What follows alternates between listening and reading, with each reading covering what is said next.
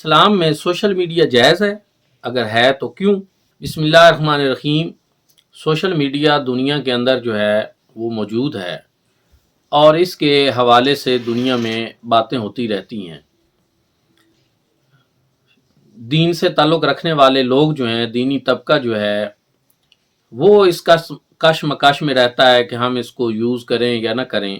اس پہ کئی طرح کے سوالات ہیں، کئی طرح کی چیزیں ہیں، لیکن میں اتنا کہوں گا کہ اگر آپ دین کا مزاج دیکھیں، اسلام جب شروع ہوا تو حضور نبی کریم صلی اللہ علیہ وآلہ وسلم نے کوہ صفا پہ خطبہ ارشاد فرمایا اور وہاں جتنے لوگ تھے ان تک اپنی بات پہنچائی، اور پھر سین حرم میں جا کر حضور اللہ صلی اللہ علیہ وسلم نے خطبات ارشاد فرمائے اور مختلف جگہوں پہ آپ نے دعوت دین دی۔ اس کے ساتھ ساتھ قرآن پاک کی کتاب کی صورت میں بھی آ گیا اور یہ ایک سلسلہ رہا، یعنی کتاب کا اور ساتھ خطابت کا، تبلیغ دین کا یہ ایک سلسلہ تھا۔ بعد میں بھی اگر آپ دیکھیں تو صحابہ کرام نے بھی یہی کیا، اور اس کے بعد احادیث مبارکہ کا ذخیرہ تابعین کے دور میں مدون ہوا، اور محی الدین ابن عربی کو دیکھیں، شیخ عبد القادر جیلانی کو دیکھیں، بہت سارے بزرگان دین ہیں کہ جنہوں نے تبلیغ کے ذریعے، سفر کر کے، خطابت کے ذریعے، تدریس کے ذریعے اور بکس کے ذریعے دین کو پہنچایا۔ اب انہوں نے یہ طریقہ کیوں اختیار کیا؟ کیا اس کے علاوہ اس سے زیادہ مؤثر کوئی اور چیز تھی، کوئی افیکٹو وے تھا؟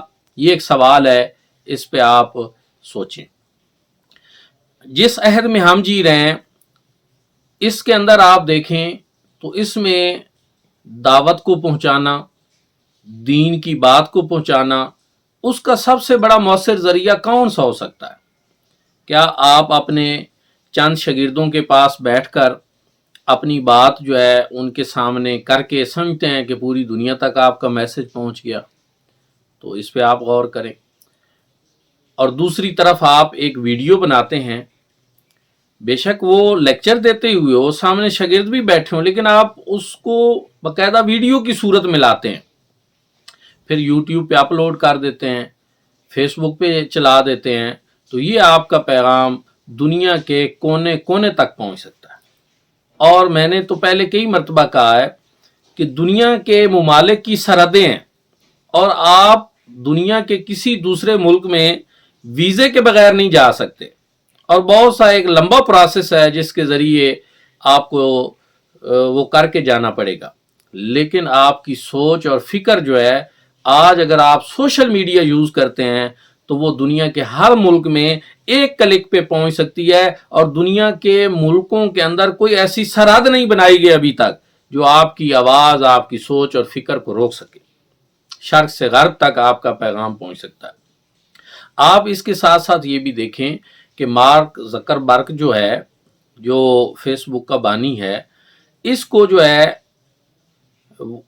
امریکہ کے اندر جب انتخابات ہونے لگے تو اس کو عدالت نے طلب کیا کہ بھائی جس طرح روس کے اندر انتخابات ہوئے ہیں تو آپ ان کے اوپر اثر انداز ہوئے ہیں، تو کیا اب امریکہ کے اندر جو انتخابات ہو رہے ہیں اس پہ بھی آپ اسی طرح اثر انداز ہوں گے؟ آپ عدالت کو مطمئن کریں۔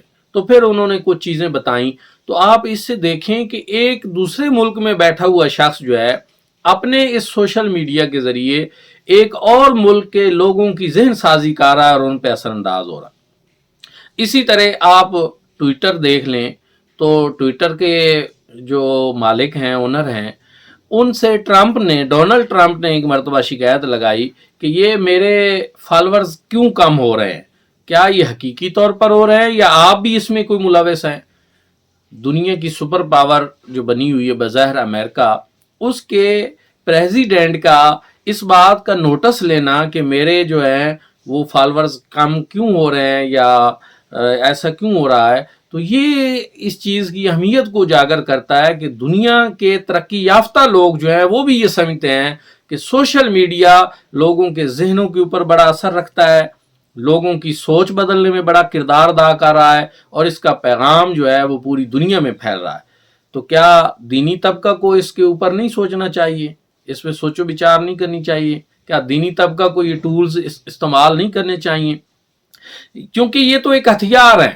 سوشل میڈیا نہ سنی ہے نہ شیعہ ہے، سوشل میڈیا نہ مسلم ہے نہ نان مسلم ہے، جو اس کو استعمال کرے گا یہ اسی کا ہو جائے گا، یہ اسی کے پیغام کو آگے بھیجے گا۔ تو اب اس پہ جو ہے نا ہم سب کو سوچنا چاہیے کہ کیا یہ ہم استعمال کریں یا نہ کریں، اس کا کوئی ہمارے پیغام اور میسج کو آگے پھیلانے میں فائدہ ہوگا یا نہیں ہوگا۔ یہ ساری چیزیں جو ہیں، ان سوالات کے جوابات ہمیں تلاش کرنے ہوں۔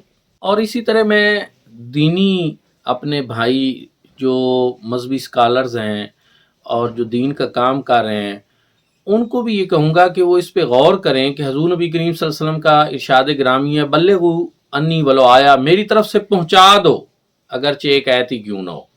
تو اب کیسے پہنچائی جائے گی اور اس کے لیے کون سا ذریعہ ہمیں یوز کرنا ہوگا کہ چند لوگوں تک پہنچے یا پوری دنیا تک پہنچے۔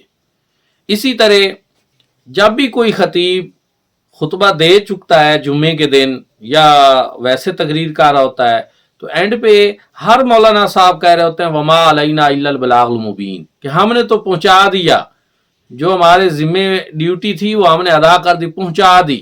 تو یہ ان کا کہنا کہ بلاغ مبین جو ہے وہ میڈیا ہی ہے، جس کے لیے وہ لفظ عربی کا یوز کر رہے ہیں، تو عربی کی ایک اصطلاح ہے۔ تو اب یہی چیز ہے کہ اس پہ وہ غور و فکر کر لیں کہ یہ بلاغ مبین جو ہے فی زمانہ تو سوشل میڈیا سے زیادہ کوئی اور چیز اس میں مؤثر ہو سکتی ہے یا نہیں ہو سکتی۔